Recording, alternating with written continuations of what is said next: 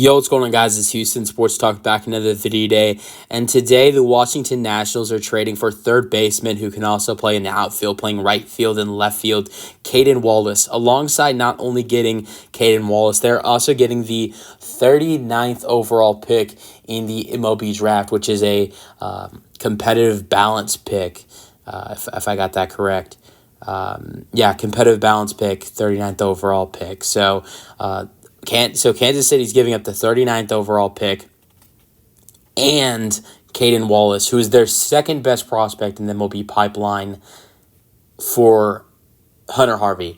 And I like Hunter Harvey. I think he's been a very solid relief pitcher. He hasn't been terrible this year, but he has a 4.20 ERA with a 1-2 record, and also this season hasn't been terrible, but hasn't been great. And I think for what we're witnessing Kansas City give up in this trade for someone who has a 4.20 ERA, I love this trade for Washington. Obviously, I think Hunter Harvey is a guy who's pitched very solid over the last 3 years. Look, yes, he's struggling this year with a 4.20 ERA, but he has had a below 3 ERA in the two past seasons before this. I think 2.82 in 2023, and then 2022 was like 2.5 something or 2.6 something.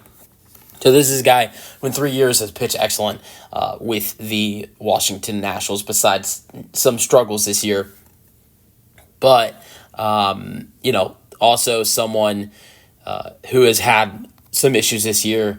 And, honestly, for what Washington is getting, I love this deal for Washington. I think this helps out Kansas City right now because they need some help in the bullpen. They need to get someone who can help their bullpen be a lot better and help them win more ball games, but for what they're giving up, I don't really like the trade. Look, if Hunter Harvey can turn into the guy we witnessed in 2023 and 2022, who was excellent and didn't have a lot of issues with the Washington Nationals, I love this trade for the Royals. But they're giving up Cayden Wallace, who is only 22 years old, was their second round pick in the 2022 MLB draft, and it has actually been doing a very solid job in the minor leagues in 2024. In Double-A this year, he's played 41 games with 161 plate appearances, 143 at-bats, 19 runs scored, 40 hits, 9 doubles, 3 home runs, 18 RBIs,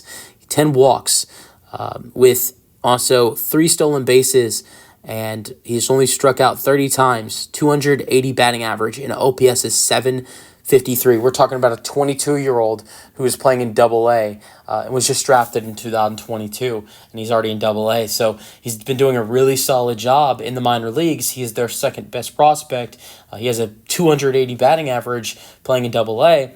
You're not just giving up him, you're giving up the 39th overall pick in this year's draft. So Washington has a chance to select another solid pitcher. You could select a relief pitcher to replace him there. You could fill out some other team need and find a stud with the 39th overall pick. I mean, look at Cayden Wallace. He's a guy who was drafted in the second round. He's doing a good job now. He'll be in the major leagues in the next year or two.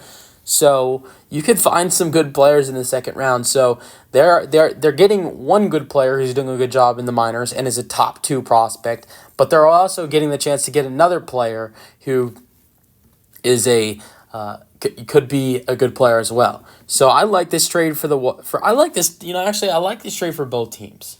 But if I had to pick who I liked it more for, I would take Washington. I think if you look at now, this helps out Kansas City more now. This trade is going to help them potentially be better throughout the regular season and potentially when getting into the postseason if they can keep it up.